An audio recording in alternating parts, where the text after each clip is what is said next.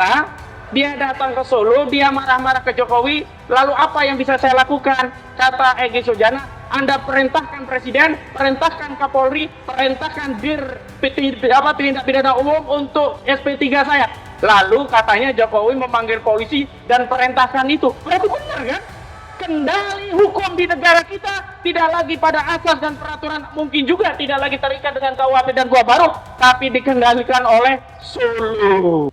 Siapa yang meniatkan mencari dunia, maka dunia yang dia akan dapatkan. Siapa yang meniatkan diri untuk cari akhirat, Allah katakan akhirat dapat, dunia pun akan bertekuk lutut di hadapan kakinya. Di tim advokasi anti kriminalisasi akademisi dan aktivis itu kan panjang, pusing. Kita sering disebut sebagai tim hukum Roy Suryo dan kawan-kawan. Jadi memang koordinator litigasinya adalah Bang Petrus Celestinus. Sementara saya diminta sejak awal di tim non litigasi, yang dulu tugasnya katanya tukang provokasi aja. Kenapa? Non litigasi kan provokasi gitu. Ya sudahlah, saya ikut begitu.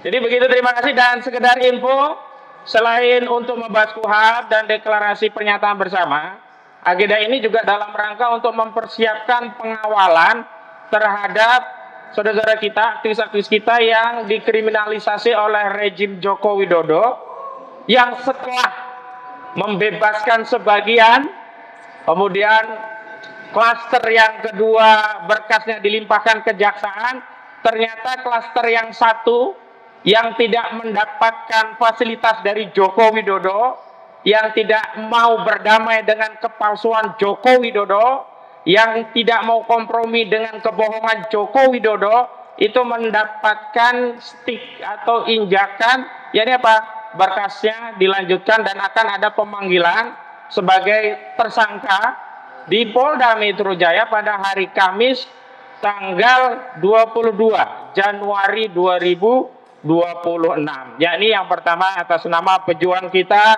Bapak Rizal Fadilah, sarjana hukum. Beri tepuk tangan Bapak Rizal Fadilah. Nah, panggilan yang kedua juga dialamatkan kepada pejuang kita, Sri Kandi advokat kita, Ibu Kurnia Trirayani. Beri aplaus buat Ibu Kurnia Trirayani.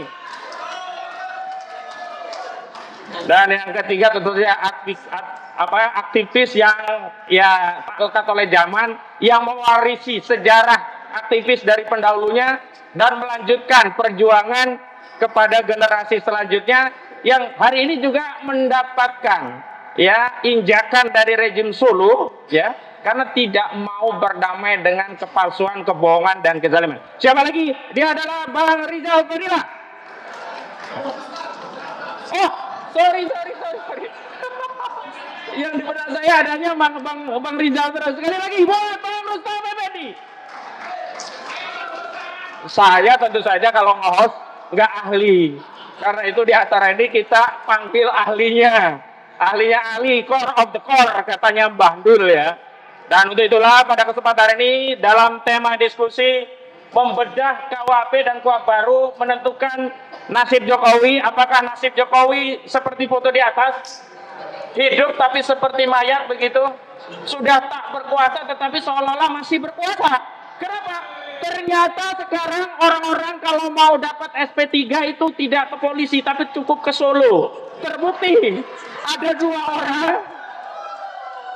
dua orang berkunjung ke Solo dapat SP3 dan terbongkar. Menurut orang yang konon namanya Egy Sujana, dia datang ke Solo, dia marah-marah ke Jokowi, lalu apa yang bisa saya lakukan? Kata Egy Sujana, Anda perintahkan Presiden, perintahkan Kapolri, perintahkan tindak pidana umum untuk SP3 saya.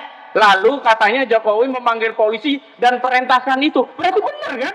Kendali hukum di negara kita tidak lagi pada asas dan peraturan, mungkin juga tidak lagi terikat dengan KUHP dan Gua Baru, tapi dikendalikan oleh Solo. Sampai ada kelakar di sosial media.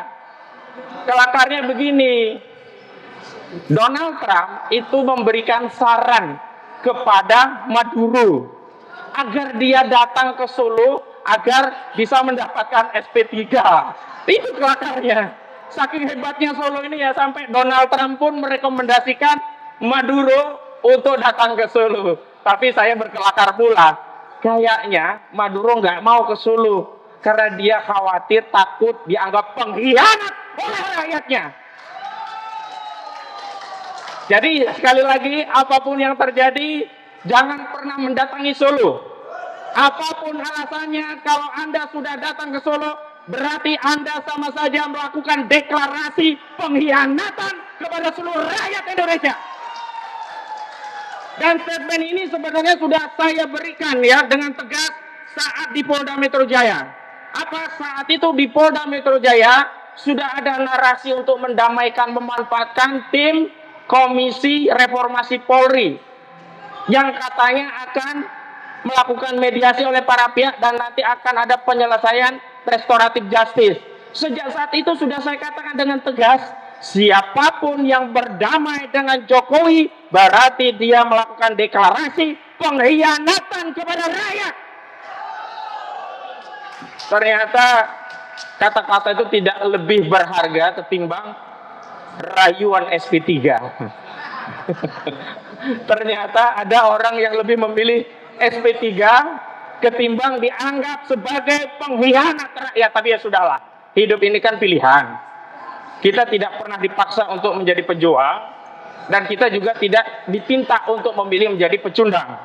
Tetapi sekali lagi, perjuangan kita, amal kita itu sejatinya tidak sedang kita pertanggungjawabkan kepada rakyat, tidak sedang kita pertanggungjawabkan kepada anak dan cucu kita. Tapi sejatinya perjuangan kita akan pertanggungjawaban di hadapan Allah Subhanahu wa Ta'ala. Dan saya tegaskan, setiap orang akan mendapatkan sesuai dengan apa yang dia niatkan. Innamal a'malu binniyat. Siapa yang meniatkan mencari dunia, maka dunia yang dia akan dapatkan. Siapa yang meniatkan diri untuk cari akhirat, Allah katakan akhirat dapat, dunia pun akan bertekuk-lutut di hadapan kakinya. Buku niat. Saya nggak enak katanya kalau ngasih apa-apa dikira orasi. Tapi memang itu apa ya, sudah menjadi nalurinya. Saya itu kalau dari jauh melihat ada mic itu pengennya cepat mendekat itu. Loh, ada mic ini, saya bisa orasi gitu. Jadi sebenarnya keliru. Solo itu kalau mau merayu saya tidak perlu pakai uang berkoper-koper, tidak perlu pakai SP3 dan lain-lain. Cukup hadiahi saya mic. Dari jauh saya akan mendekati mic itu.